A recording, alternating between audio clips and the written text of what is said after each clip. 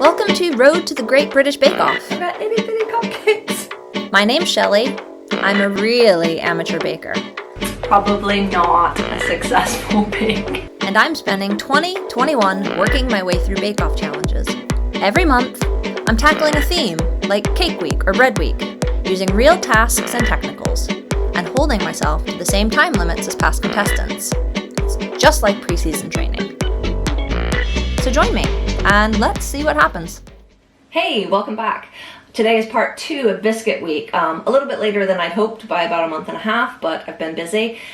So today I'm going to be attempting the Biscuit Week signature bake, and the one I've chosen is the regional biscuit. The task is to make 24 identical regional biscuits, things that are significant to where you're from, in 2 hours and 15 minutes.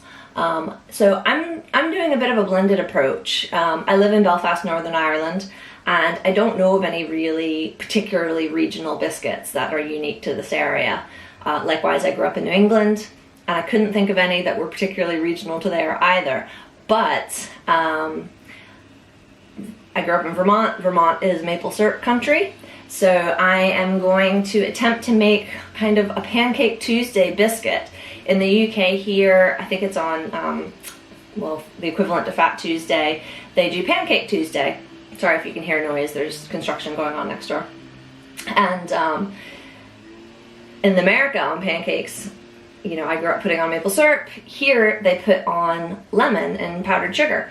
Last year I ended up doing lemon and maple syrup, and it was amazing. So new discovery, and I'm going to try to replicate that in a biscuit. So my plan is to create a maple flavored biscuit with a lemon filling kind of sandwich in between. And that's it. I don't have a pure outright recipe for this. I am kind of bastardizing a bunch of different things and seeing how it turns out. So yeah, this could go fantastic and I will have invented a new thing, or it could be a huge disaster like some of my other bakes, but I guess we'll find out. The recipe that I'm starting with is a spritz cookies recipe because it doesn't have any leavening, and I want to make sure that when I cut these cookies that they keep their actual shape, that they don't spread or rise too much. So this recipe calls for all-purpose flour, or plain flour here in the UK, salt, which is in my little Blue Stilton cellar there, unsalted butter, granulated sugar, which I'm going to replace with maple syrup, and eggs. So pretty simple recipe. And to start off, we're going to sift the flour and the salt together, and then cream the butter, add the maple syrup, and then beat an egg yolk and add that as well.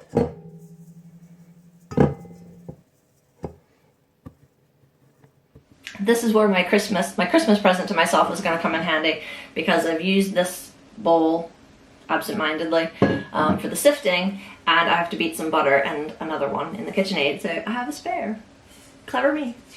We're going to need 225 grams of unsalted butter at room temperature, which, how much butter is that? It's already pretty darn soft, I gotta say. 250 for, it's a little bit extra. Where's the other one gone to?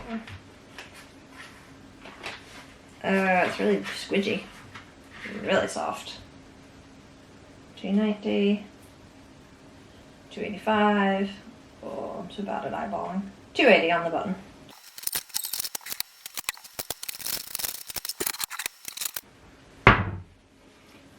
Found it. Okay, so we're gonna beat this until it's nice and fluffy, which I don't think is gonna take too long given how soft that butter is. You're supposed to do it with the granulated sugar, but I'm actually gonna get it light and fluffy first and then add the maple syrup because it's liquid, because I'm a little bit worried otherwise it will create a bunch of little tiny butter balls, chunks inside the fluid. So what I've read online is when you're substituting maple syrup with granulated sugar, you do like 3/4 of a cup of maple syrup for every cup of sugar.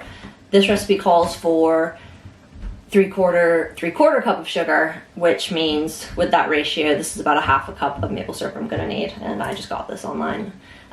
Canadian maple syrup, not Vermont, I'm pretty sure. hard to get Vermont maple syrup in the UK. But Canadian will do. I trust them.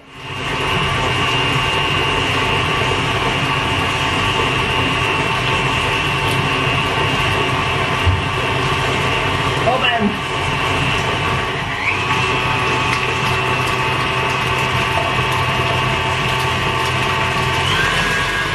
Definitely not as attractive with the maple syrup in it. Kind of on that brown. That's okay. That's alright. We're good. We're good. Okay. So next is to beat 2 egg yolks. Yeah, just the yolks. And it calls for vanilla, 2 tablespoons or 2 teaspoons of vanilla, but I'm actually going to leave that out because I've got the maple flavoring and that's liquid and I don't need to be adding more liquid to the dough. So that is my plan. Let's see how it goes. Yeah, I don't know how you guys do it to separate eggs, but I still think the hand method is the best way.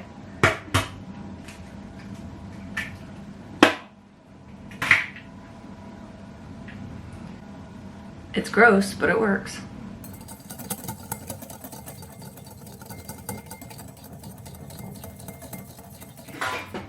Alright, I actually screwed that up. I was supposed to actually just throw the eggs in here, but that's easily fixed. Put it straight into the mixer. It's a little pre-beating.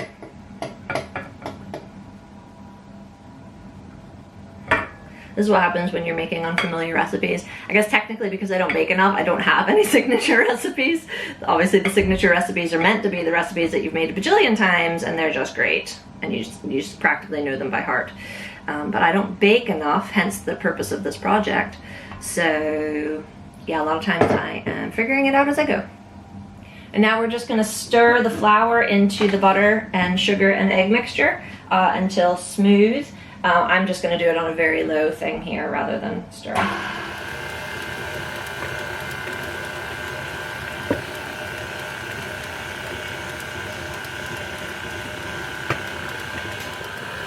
That looks good.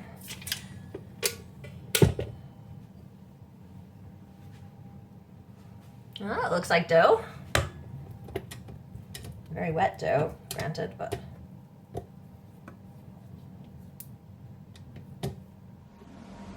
Tastes like maple.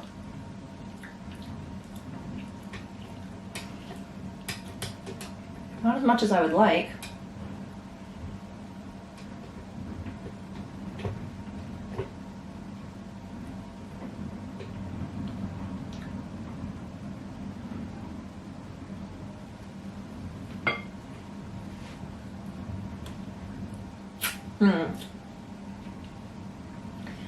So it's not very mapley. It's not even very sweet. I suppose maple sugar is mild. So what do? Do we add more maple syrup and risk this being an even softer dough?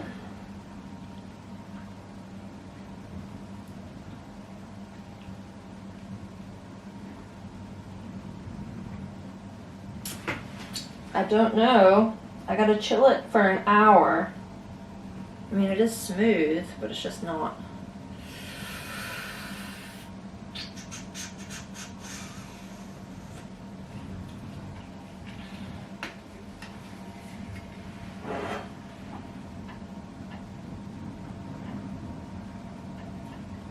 There's a question, how strong is the maple syrup itself? Very mild maple syrup, to be honest.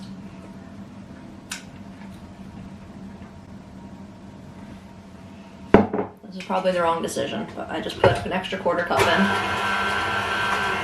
We're on the verge of being batter here rather than dough. So I'm gonna stop it there.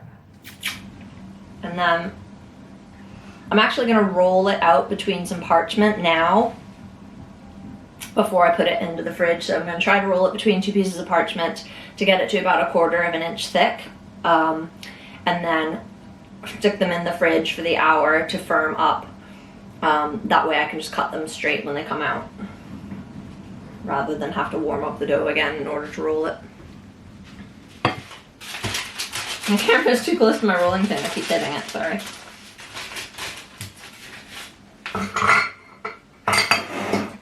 in my way.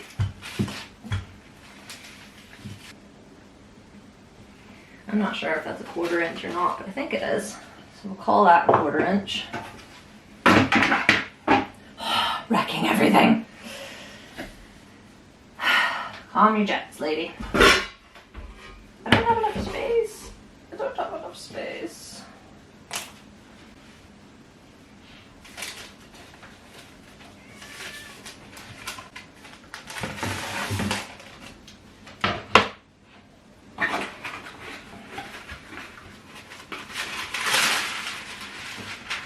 All right, number 2.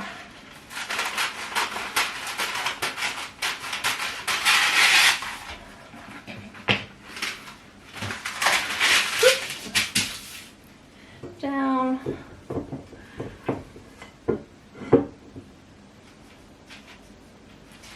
Try doing it in a rectangular shape to start with instead of a big mound, and maybe that should help me be able to roll it into a rectangle.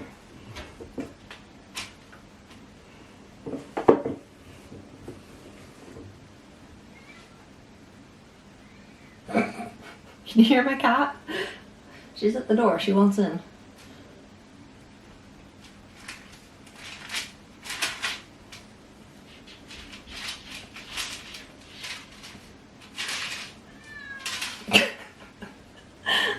Olive, go away.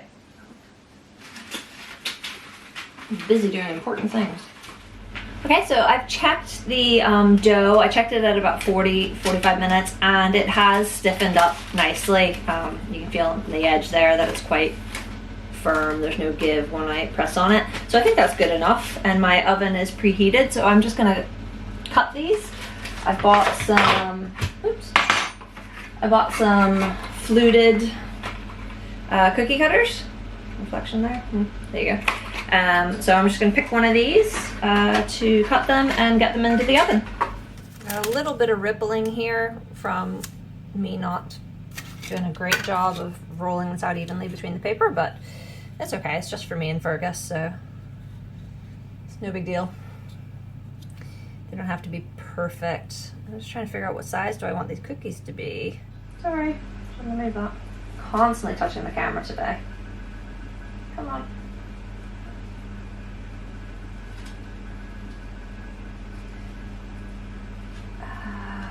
Pooper. I read that cornstarch can help prevent your cookie cutters from sticking. So let's try that, because after 3 dips it's already getting a bit caught. Let's see if that helps.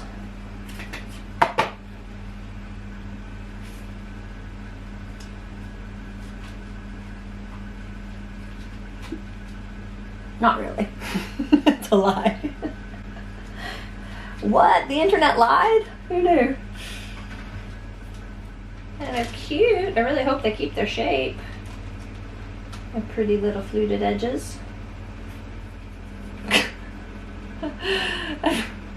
I've just dusted the handle part because I'm in slightly panic mode and I'm not thinking straight. Ah, you bugger. Jerk. Alright. Evils. Alright, so the dough was so wet that it really adhered to the parchment.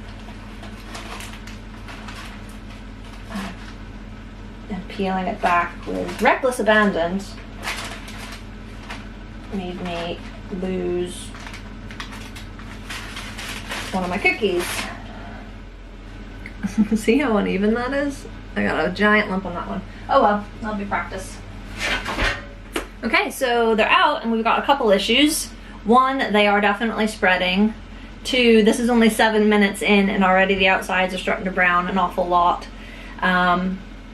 So I'm gonna let these cool to see how much they firm once they're not oven hot. And if the consistency of them cooled is okay, I'm probably gonna cut them a bit smaller, use one of the smaller cookie cutters. and not leave them in for quite so long. And hopefully we'll finish up, you know, with something halfway decent. Okay, so we're getting closer to the finish line.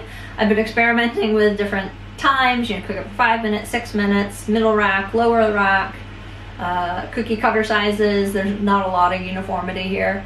Not loving how they've come out. To be honest, they are very thin, which is partly down to my rolling, but they are spreading a tiny bit, and they're losing some of the definition on the fluting, which is a pity, but you live and you learn. So I'm gonna start on the lemon filling next, before I do my final batch, so we can wrap this up. So the lemon meringue filling is pretty straightforward. It's water, lemon juice, cornstarch, sugar, and as I mentioned, I'm going to swap out jam sugar for granulated sugar so it gives it a bit more bind. And then you add some egg yolk to give it its yellowness.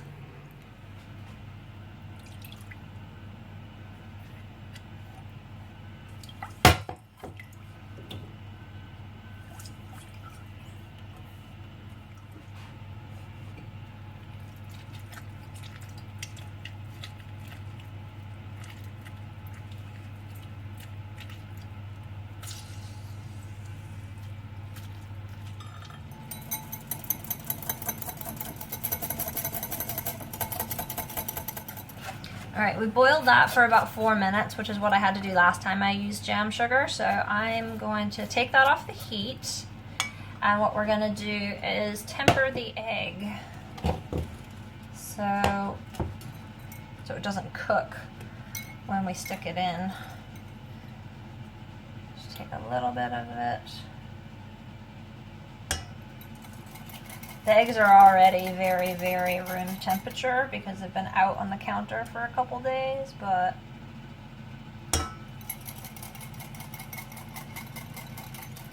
just adding a bit of the hot liquid to the egg there to bring the egg temperature up so we don't have scrambled eggs when we drizzle this in a minute.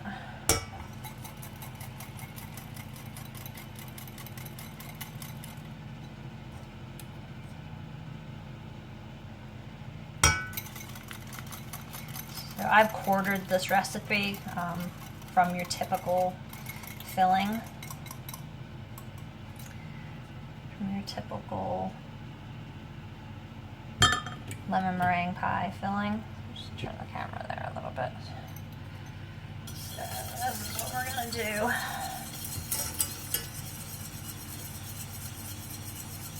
Come on, egg, in you go.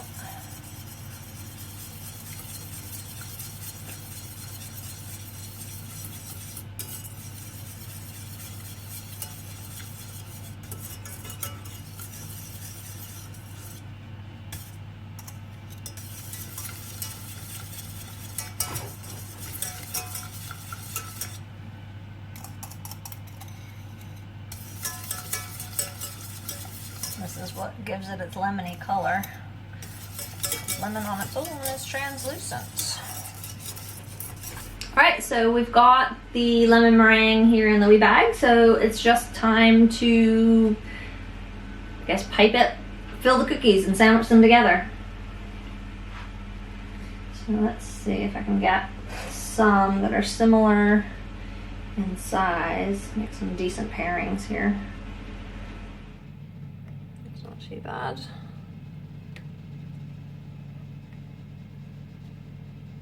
Pretty good.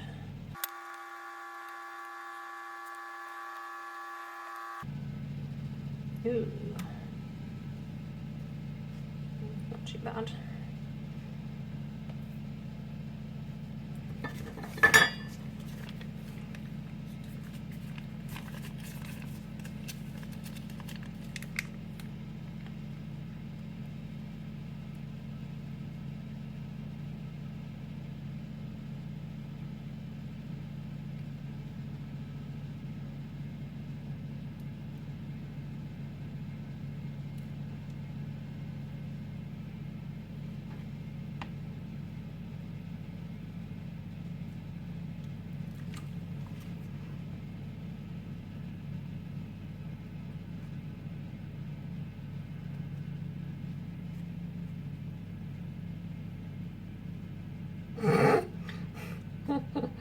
Don't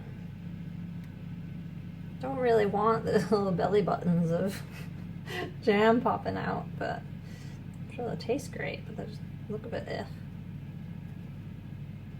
Okay. Probably overfilling those ones. Here's my new method. Put some on the flat biscuit and then rub 2 flat biscuits together. They are not beautiful,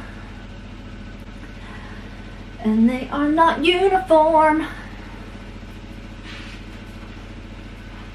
Oh no, they're not. Ah, hot. Hot things are hot. Remember that, people? Oh, I cannot wait to get out of this kitchen. It is roasting. And that one's broken. Okay, so that's them done. You can see I've got, ooh, don't spill them. I got a lot of different shapes there. And it's just time for the taste test. I think I know what's gonna happen. But we'll give it a go anyway. So some of them are like sandwich, like Jammy Dodgers with a hole in the middle. Some of them are solid on both sides. No points for consistency or uniformity.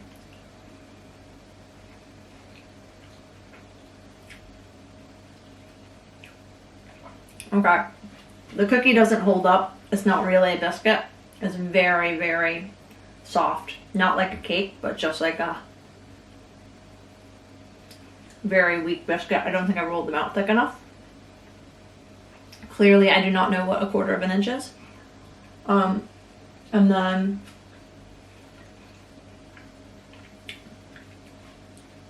there is no maple flavor coming through that at all. In fact, there's very little sugar flavor coming through there at all. So they're a bit on the floury side, which isn't fantastic. I mean, they're not gross and inedible, but they're not as sweet as I would have liked. The lemon meringue on the inside is pretty good. And